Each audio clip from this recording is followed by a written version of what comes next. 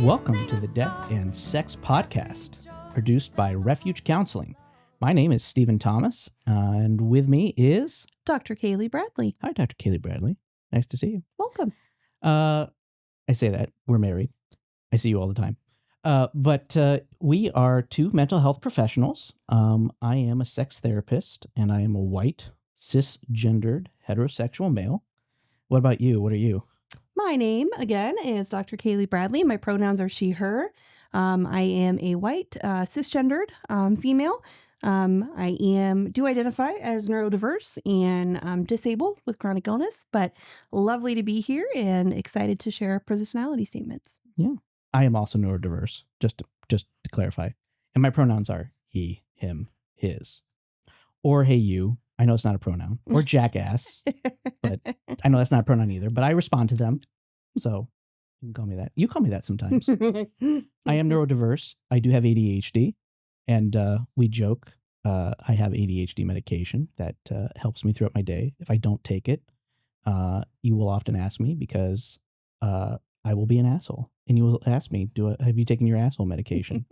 I do ask that. I do just want to quickly mention, too, it's important for us to identify these positionality statements, just so listeners and folks engaging know kind of our orientation and how we move through the world. I think it gives context and nuance. And so thank you so much for being here. Yeah, thanks for being patient with us as we got through all of that.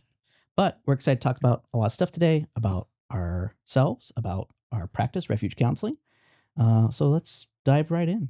I think we want to start with just some introductions, a little bit about ourselves, the work that we do. We'll talk a little bit about our counseling practice. But yeah, Stephen, why don't you tell our listeners just a little bit about you and the work and specialization that you have? Yeah, so we're both mental health professionals. We're both licensed independent contractors, and we're supervisors.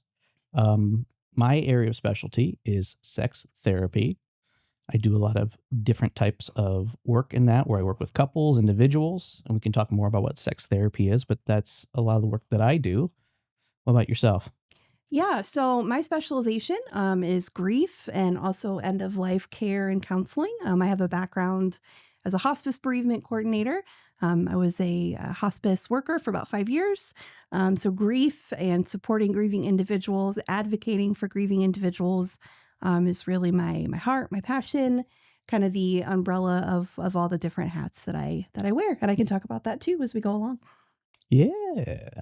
So I think part of what we want to do with this podcast is talk about these really hard topics that can be difficult for a lot of people to engage with and discuss, but also, maybe branch out from there and explore other avenues of mental health and I think our culture and topical issues that are going on in the world, and maybe look at those issues through the lens of mental health, but also the area of our specialties, which again, a lot of people don't always like to think about, let alone talk about. Tell us a little bit about what led you to your specialty, and then I can share a little bit about mine. You want me to talk about sex therapy right now? Well, we can just go there, right? I mean, as a sex therapist, I just kind of felt like my role here was just to make dirty jokes. Well, This is what I'm here for. Which, but if you want me to, however, give us a little context, because I imagine maybe some of our listeners maybe have never even heard of sex therapy. Maybe there's some misconceptions about what it is or isn't. Yeah.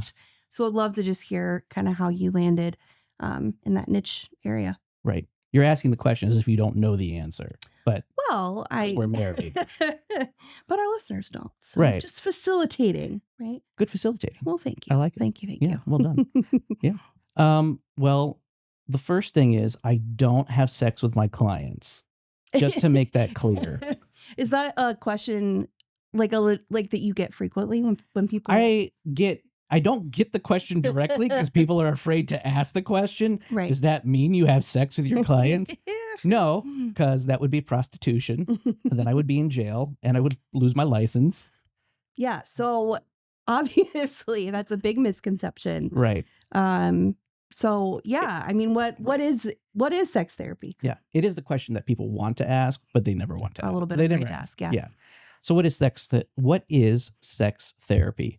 So basically, sex therapy is like any other kind of mental health, I think what you're trying to articulate is sex therapy isn't necessarily completely different from general counseling practices and techniques that we might use. You're yes, just thank you. bringing this topic kind of to the forefront of conversations that you have with your clients. Right. Thank you. Yeah. Yeah. So sex therapy is like any other approach to counseling in that we're just bringing sex therapy forward to talk about it in a meaningful way. Um, and so a lot of the areas that I tend to focus in, with individual couples or non-monogamous Mhm. relationships or poly relationships, is just navigating the difficulty that a lot of people, and the statistics might surprise you. I don't have them off the top of my head, but a lot of people struggle with. And we're talking about things like, issues around, intimacy, and that can be emotional or physical or sexual.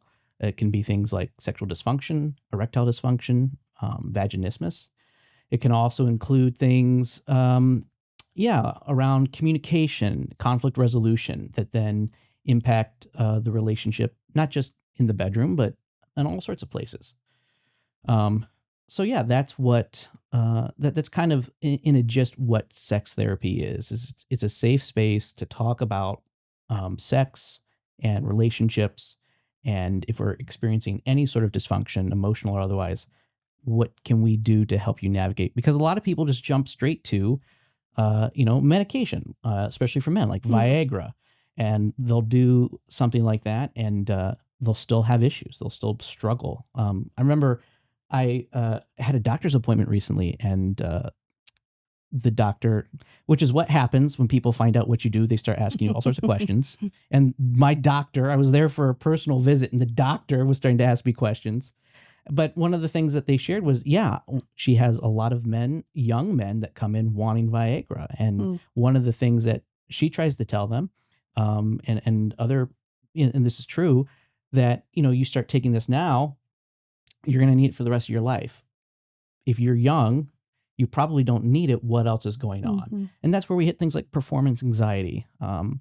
Also desire differences. Sometimes one partner is experiencing what we'd call we could talk about this, more spontaneous desire versus responsive, whereas the other partner is maybe more responsive as opposed Mhm. to spontaneous. And there's these desire differences. And so how do we navigate that too? Because my partner is in the mood more often than I am, and I can't get there. What's going on? And I think, culturally, we often think, oh, well, men always want Mhm. sex, and women are the one that culturally are the guardians, the gatekeepers. They don't want to, and that's not always true. In fact, it's pretty 50-50. So I imagine you do a lot of psychoeducation and Yes. information kind of permission giving, I Yeah. wonder, to clients, just giving them permission to be able to talk about Yeah. something that maybe they haven't felt comfortable talking Yeah. about before. Yeah. Absolutely. Yeah. I think that's part of what I really like about what I do is the teaching piece. Because if I was a better student and wanted to go to school more, I could probably be a teacher, but not in this current environment. Anyway, that's besides the point. Sidebar, right? Sidebar. Yeah. So we'll certainly circle back. I'll share a little bit about my Which, specialization. well, can I ask the question since you asked Yeah, about you me? absolutely can ask the question. So this is a fair give and take. You're not doing all the work over There we there. go. There we go. Hey, Kailey, tell us about death and dying. Yes. So I would say that I also kind of have a niche specialization. So I am not only a clinical mental health counselor educator, but also a thanatologist, which Now, just to clarify, as a thanatologist, Thanos meaning death, ologist meaning study. you got it. Does that mean you study death, or does that mean that if you snap your fingers, half the population disappears? Because I would prefer it to be the latter, but No, I love Marvel, but no, I'm not Thanos, unfortunately. I still love you anyway. Well, thank you. Go ahead. But you hit the nail on the head. Yeah, thanatology is the study of death, dying, and bereavement. And I kind of got into that specialization. I wasn't somebody when I was doing my master's in counseling. I didn't really know what I wanted to specialize in. I thought maybe I wanted to work with children and teenagers, but I didn't really know in what capacity. So my first counseling job, I was working at a juvenile detention center which I quickly found was not the setting Yeah. for me. I actually was told I was too nice. um, No, no, you right? never. Um, but what I found was a lot of my 12 to 18-year-olds that I was working with, they would sit in my office and they would talk to me about really significant grief that they had Mhm. encountered, and had really never had the opportunity to talk about it, to process it. Really hadn't been given, we were talking about your specialization, Yeah. permission to, express um, just a real litany of losses. And I didn't have a lot of training in grief, counseling or grief work. So I had a wonderful supervisor at the time who suggested I do some volunteer work with a local hospice organization. Yeah. And I quickly fell in love with that work. And I like to joke the rest is kind of history. So I in my role as a thanatologist, I teach quite a few courses on topics related to that, things like pediatric hospice care, expressive arts and counseling, childhood bereavement, and a whole other host That of. sounds Yeah, pretty impressive. well, thank you. Yeah, I love what I do. I think that we are a very death avoidant culture. We don't really Mhm. like to talk Yeah. about things that make us uncomfortable. And so Yeah. I think, giving again space, validation, permission to have those conversations is really significant. Yeah. So yeah, that's me. Yeah. It's really cool. Kaylee's not very good at bragging on herself, but Kailey does a lot of really cool work. As she said, she just got her PhD in the last year. That was quite a It process. was. And you have a number of academic publications. Yeah, I enjoy writing. Academic publishing is its own animal, but I Yeah. do enjoy that process. I'm going to brag on you for just 1 second, if you'll let me. Yeah. Kailey is a prolific, not only writer, but more so reader. I do love books. You can devour, and we're not talking like a fiction, teen read. We're talking like nonfiction book. Like you can devour a book in a day. Can I ask you, and do you mind sharing what was your book count for the last year? How many books did you So read I last read year? about 250 books last year. So Ask me how many I read. how many did you read, Steve? Maybe one. Well, but at the end of the podcast, we're gonna talk about, what have you been reading lately? 'Cause Yeah. I know you've Yeah. read a book I recently. read one book recently. I This know, is but it true. was, you said, a really good read, and Yeah. Yeah, I'm trying to read cool. more. To be fair, I do read more than one book, but my style of reading is Kailey reads the book first. She likes to have a physical copy because she has to underline Mhm. and write in the margins. And then I get the book and then I read the underlines in the margins. There you So go. I skim a lot of books, Kailey style, but I don't read them word for word in the way that Kailey can because she's such a fast reader. Wow. Yes, my mom's an elementary librarian and grew up around books and just always been a big part of my life. So, yeah. Yeah. So I think it would be helpful for us to share a little bit about our counseling practice, Yeah. kind of what led us to opening refuge counseling. And just Well, that's a story. it is a story, and I think it's one worth, kind of sharing. So do you want to kind of start us out with that process? Well, yeah. So I think we've both been practicing for 10 years Yeah. now, almost. Yeah, 10 10 years. years. Mhm. And when I started out pretty much almost right out of the gate in private practice. And I was at a private practice agency, and you were working, I think you were still working for hospice. You had started doing some part-time private practice work, Mhm. and COVID hit. Mhm. And I don't know if we've talked about this yet, but this is another thing we could talk about too. That might be a really good thing to touch on. If not, maybe it's a whole episode. But Yeah. you have chronic illness, and with COVID, first of all, everybody went remote, and that was a thing that a lot of people hadn't done before. So we all went remote, and we were doing everything from home.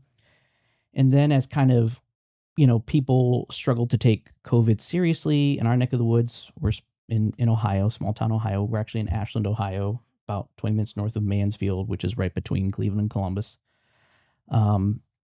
We were kind of like, it's probably not a good idea to go back. And just because of the way that, where we were just at, the way that we felt like other people just in the area were maybe struggling to understand the importance of vaccines and things like that, we decided the best thing to do was maybe branch off and do our own thing. So it was So kind of out of, I would say, necessity. necessity to Yeah. keep myself safe. My chronic illness is a primary immune deficiency. And so just a very complicated thing to be Yeah. diagnosed with, right, right before, the pandemic. But we decided that we wanted to open a practice out of necessity, but also I think we both felt that there were certain populations in our community that maybe weren't being served, or maybe felt marginalized or had difficulties accessing Hmm. mental health, services. And so, we became passionate about, providing a safe space for those populations. Yeah. Yeah. And that was the other thing too. I think, uh, we were, and this is, so this can be something that we can decide later, Taylor, if we want to add or not. But I think along with that too, and this is like this would be like a whole other podcast we could talk about, episode. But like there's a lot of faith deconstruction there Absolutely. because Absolutely. I was working full time and you working part time at the private practice, and it was like an explicitly Christian Mhm. agency, and I think we were also doing some faith deconstruction at the time, and Yeah, we so were asking big w- questions. And, yeah, I think when you navigate crisis, and COVID-19 was a crisis, I think it's very natural and normative to have yeah, kind of those very deep existential, types of right. questions. Yeah, and I think right around there too was the Black Lives Matter Yeah. movement, and just again the way that we saw Yeah. not just the agency, but again the culture around us in the area Mhm. that we live. Not everyone, but a good but a lot of people again struggling to understand the significance of it and the importance of it. Mhm. And so again, like we saw we saw very explicitly, at least where we were at, and in a few other maybe. I'm not here to be critical of the counseling agencies in our area or the one that we were at. But just again, like there wasn't like a very explicit agency that said, "Hey, we want to work with you. We want to work with minorities. We want to work with the LGBTQ community. We want to give you a space to talk. We Mhm. want to work with, you know, the Black community or other Yeah. minorities in our area." And again, we live in small town Ohio, so there isn't a lot of that here. But to not have an agency that very explicitly Yeah. said, "This is what like we're here for you."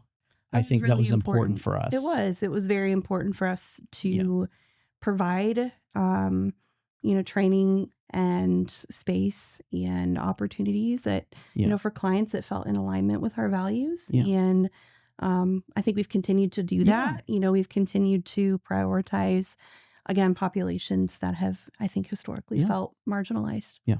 And there are really good counseling agencies in our area. Let me make sure I say that so Yeah. nobody thinks we Yeah, don't say that. absolutely. We've got a great Absolutely. community mental health agency in We do. Ashland called Appleseed, and there's We a do. number of other really cool agencies in our area. But just having that very explicitly said on our sign, we have a heart, rainbow heart, that just lets people know, and Mhm. on our website, like this is for you.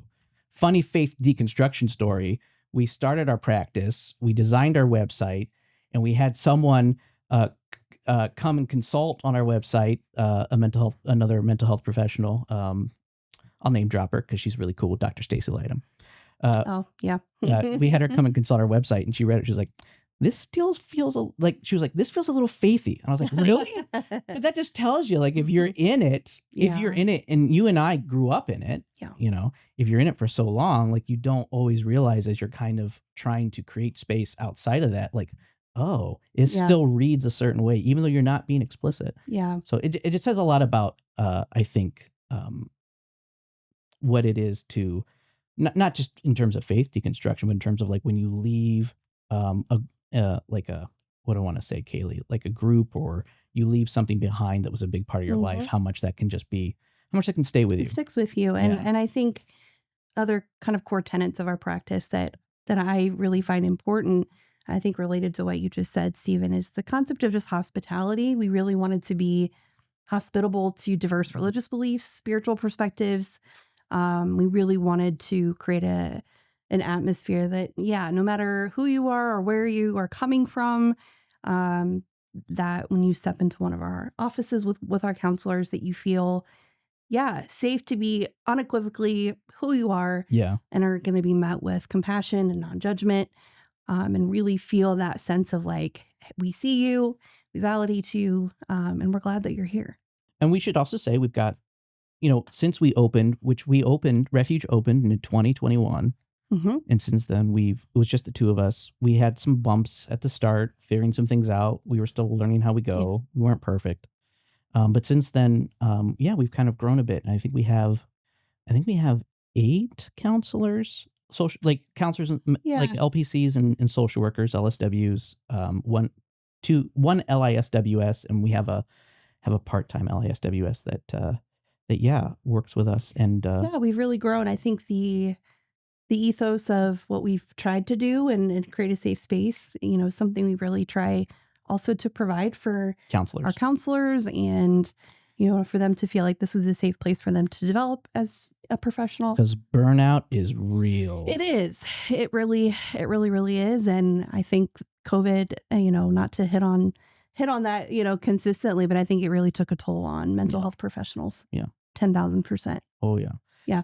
For us, the cool thing about COVID is we went remote, and we've actually stayed remote. Yeah. I mean, I can't beat the commute from my bed to my desk. It's just so easy. Well, and I also think that it's, made services more accessible to more people. Yeah. Folks with disabilities or chronic illnesses who are able to access care and not have to expend all of their energy getting to the office.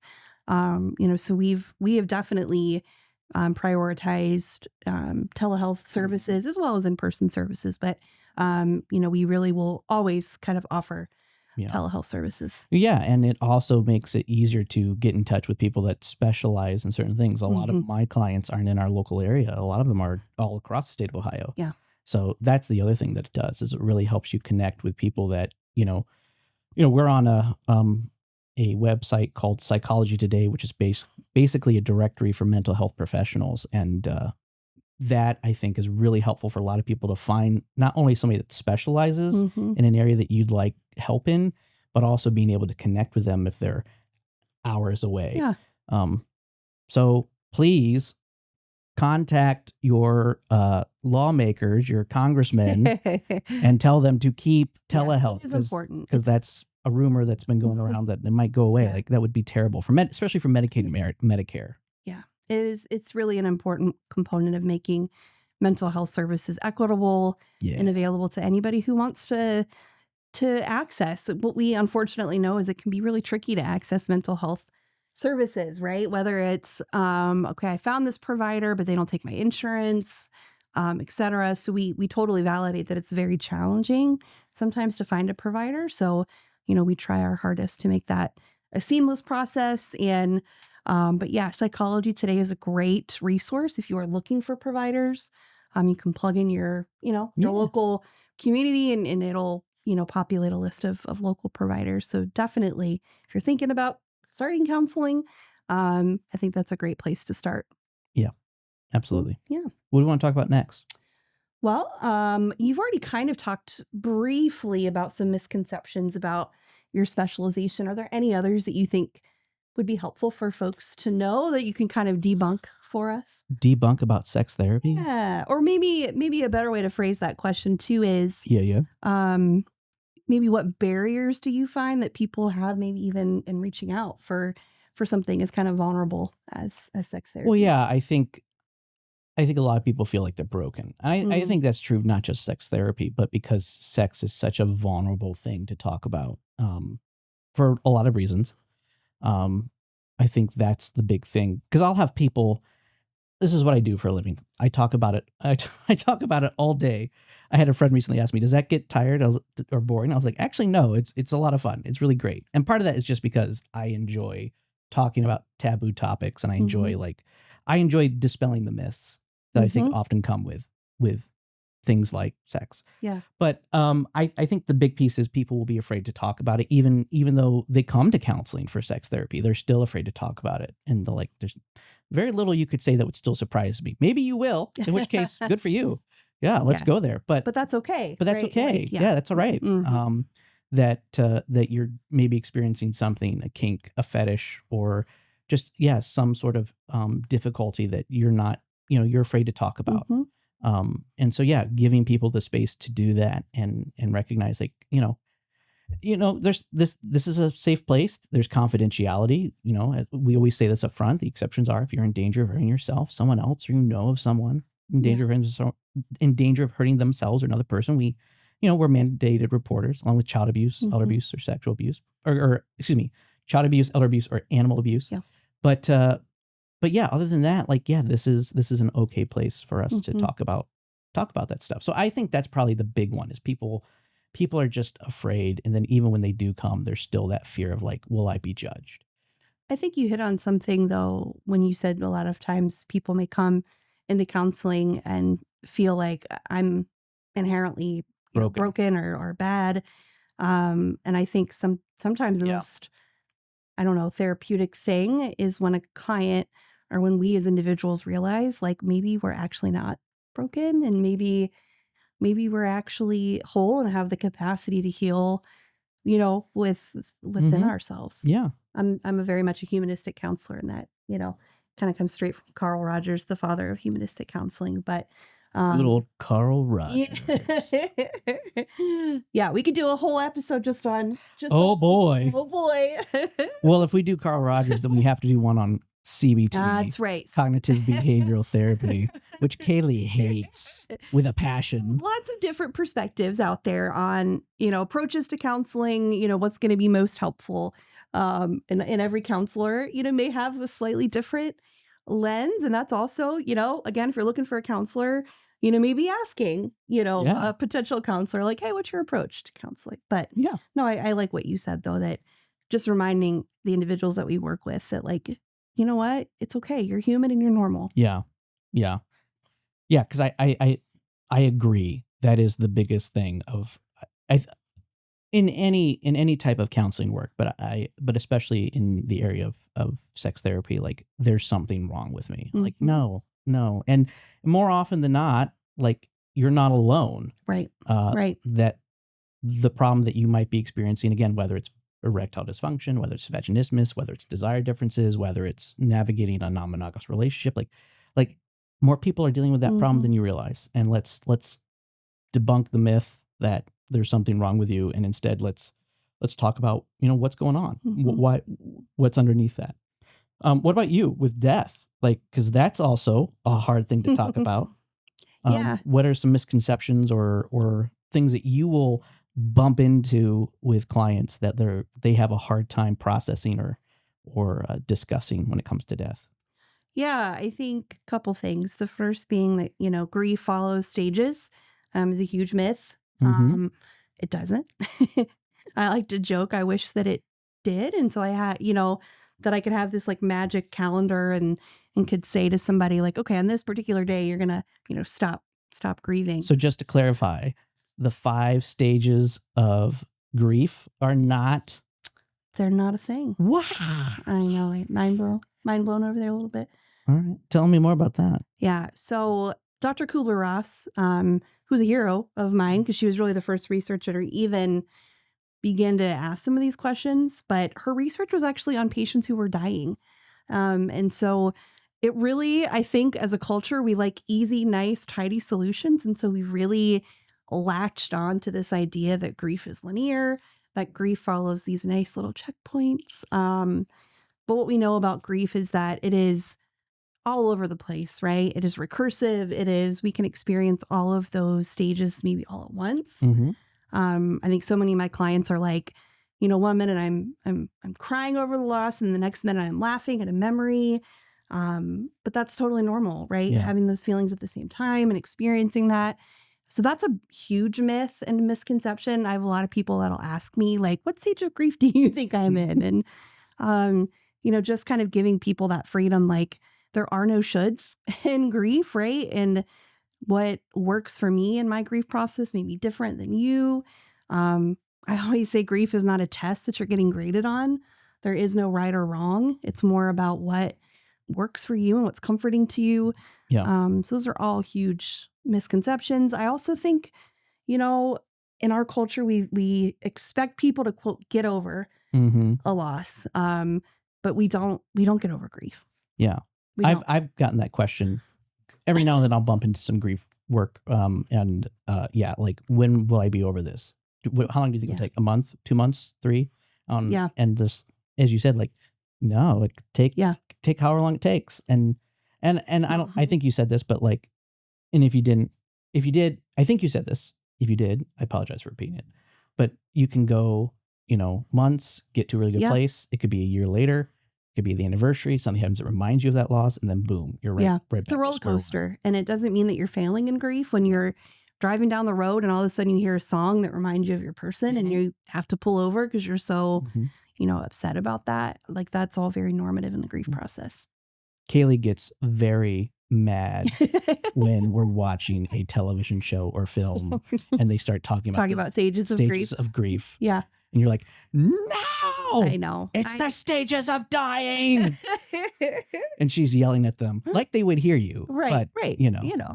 But I think it speaks to grief is unpredictable. It's messy. It's confusing. And I think we like the idea, well, if I can put it in this little container, then I can figure it out. Right. Right. But grief, I always say, is not a problem to be fixed. It's an experience to be carried. And we don't move on from loss. We move forward with it.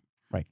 So, yeah. Well said. Well, thank you. I hope that there's so many more, misconceptions out there, I think, about grief and loss, but those are, I think, some really big ones. Idea for a podcast episode. Yeah, absolutely. If this works out, we decide to do more. This might be the only one we do. And we're just like, done. We'll see. Yeah. So, couple of other questions that we kind of wrote out for ourselves that we might want to ask is,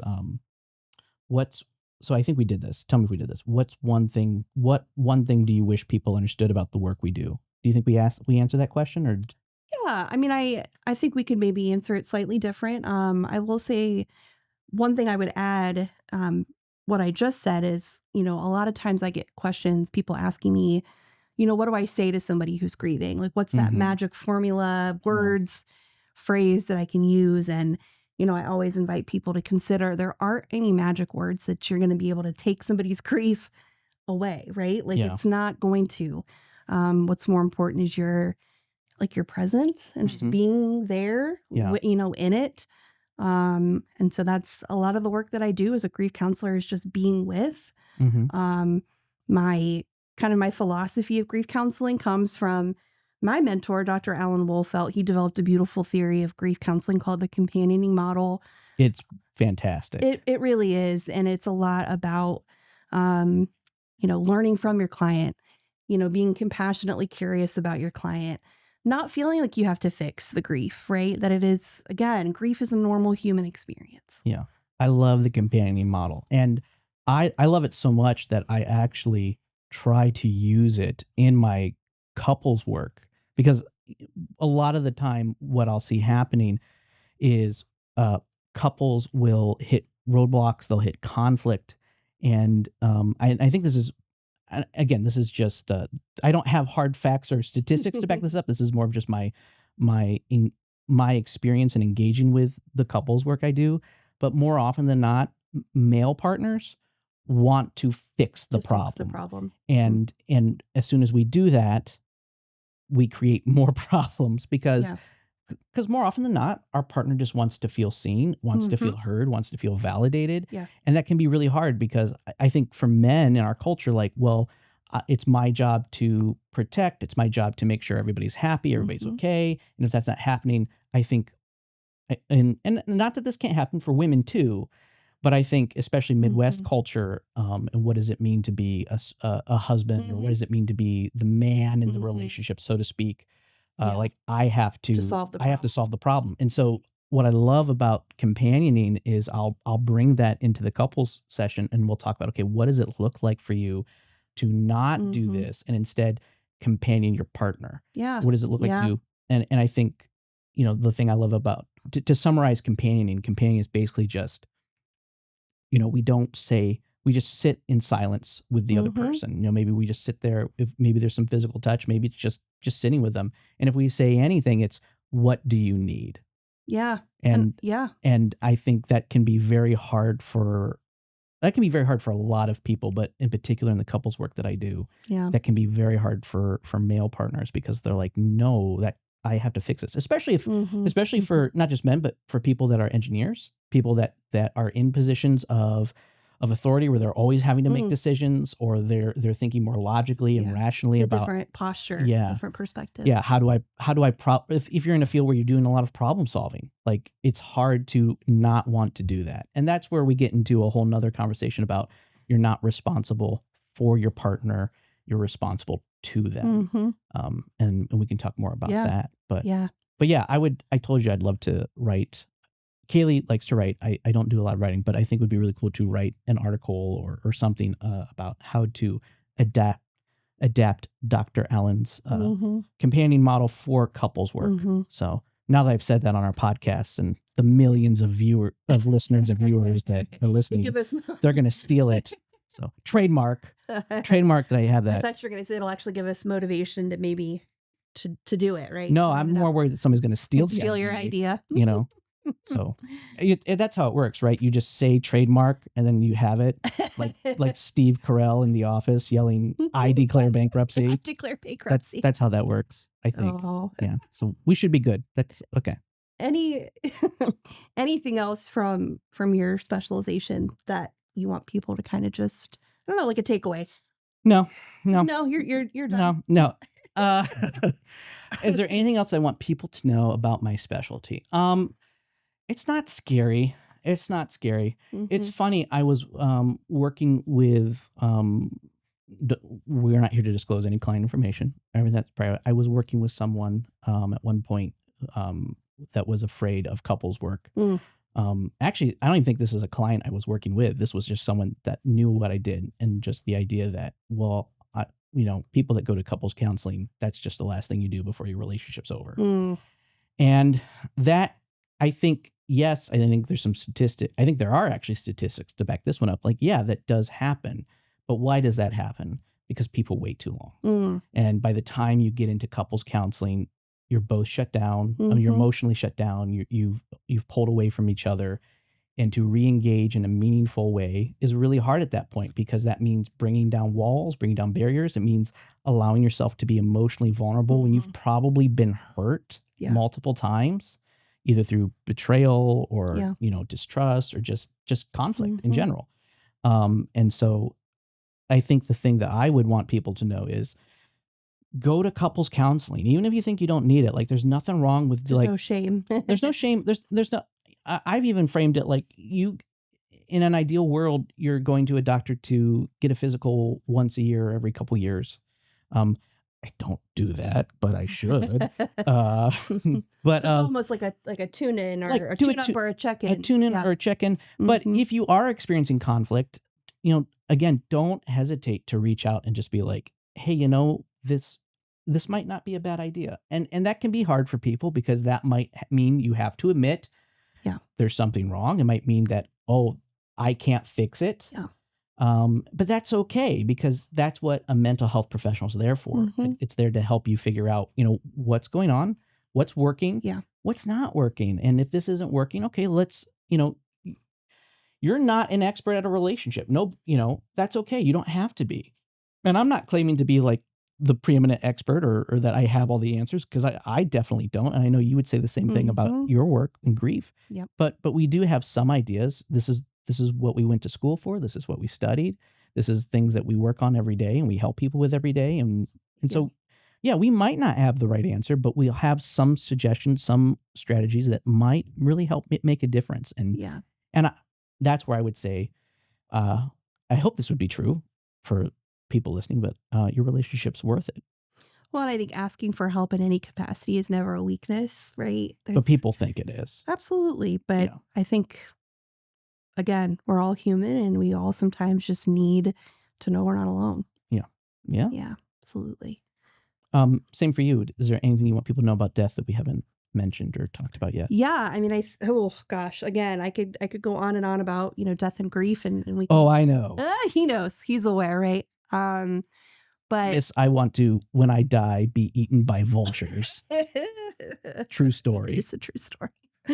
um, yeah, I know. I think both of our topics, they're not always easy or fun to broach, but I think they're both, guess what? Like these are parts of being a human. Like the mortality rate for humans is 100%, unfortunately, right? No, We're not no, I don't want to know that. Not a very positive note, but I think if we can have conversations around it, we can kind of start reducing some of what we call death anxiety and providing some of those resources. So, Mhm. I think those are great opportunities. Yeah. Yeah.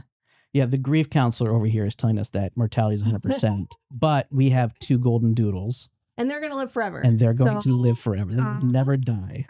Exactly. So, yeah, Some cognitive dissonance there. some magical thinking, Magical thinking. a little bit of magical thinking there that our yeah. dogs will never die. Exactly. Well, we do joke that the older one, Scout, we have 2 dogs. Their names are Scout and Gem, to Kill a Mockingbird reference. Mhm. Scout, she's going to be 9. She is. And Gem is 3. And Gem loves his sister Mhm. to death. Mhm. Scout Tolerates. But we often joke. You often joke, but I joke with you that Scout has sold her soul to the devil, and as a You're result, going to live forever. will live forever. Yes. And when we were in the midst of our faith deconstruction, we joked that Scout is our new deity.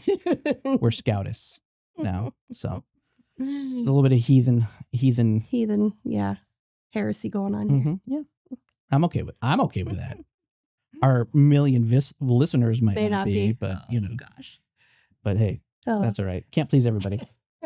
So I know we wanted to maybe wrap up with things that we are watching, listening to, reading that we're and playing. Yeah, you're a big gamer, so Yeah, definitely I like to play games. You're a big reader. We already know that. Mm-hmm. And yeah. So how do you? Yeah, go first. And we like film and television. We do. Yeah. Mm-hmm. I at one point in my life went very briefly to a film school and did some stuff out in LA, which was a lot of fun. Realized it wasn't for me, but like movies, like film, and have kind of dragged you along into watching some stuff to the point where you've actually gotten mad at me because we'll watch something like what were we watching that you're like, oh, that's really good. Oh, we watched Conclave, right? Movie Conclave. That was really good, and you're like, this is so good. I was like, yeah, it's a good film. It's well made. It's well directed. And then you would like try to go watch like one of your Netflix rom-coms, and you're like, you've ruined me. Ruined it. This is so bad now. I know that it's bad. Well, it's not bad, but it's just it's not prestige not up to the TV or prestige film. So what are we into right now? Go ahead. So why don't we start with what are we reading? What are you reading? So I am reading currently a book called Holy Hurt by Dr. Hilary McBride on spiritual trauma. Highly recommend. She's just got a masterful ability to educate about trauma and its impact on the brain.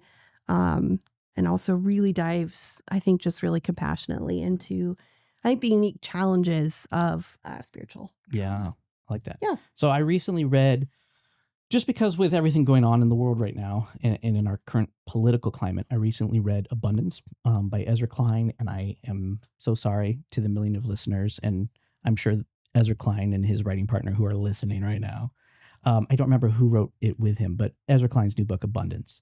So Ezra Klein's new book, Abundance, is about basically if Democrats were to have their own version of like a Project 2025, what would that look like? Like, where do we want to go from here? Kind of a different vision maybe for the Democratic Party. And it was really good, and I liked it a lot. It didn't pull any punches when it came to this is what we have, Democrats as a party have been doing wrong. And so I really appreciated that and got a lot of insight into some things that I hadn't really thought about. But it's a really good book. If that's something that interests you, you should definitely check it out.